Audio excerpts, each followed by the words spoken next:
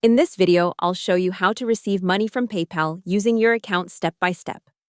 First, open the PayPal website or app and log in. If you don't have an account yet, sign up using a valid email address, then confirm it using the verification link sent to your inbox. Your verified email is what people will use to send you money. Next, go to Settings or Wallet and make sure you've added and confirmed your bank account or debit card. This is important if you want to withdraw the money later to your bank. To receive money, simply give the sender the email address linked to your PayPal account.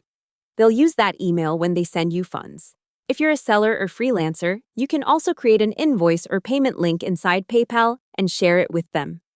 When the sender pays, you'll receive a notification. Open PayPal, go to Activity or Recent Transactions, and you should see the payment marked as completed or on hold. If it's on hold, follow any instructions shown.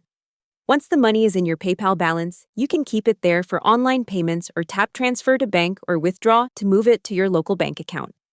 Hope the tutorial was helpful. Subscribe to my channel and see you in the next video.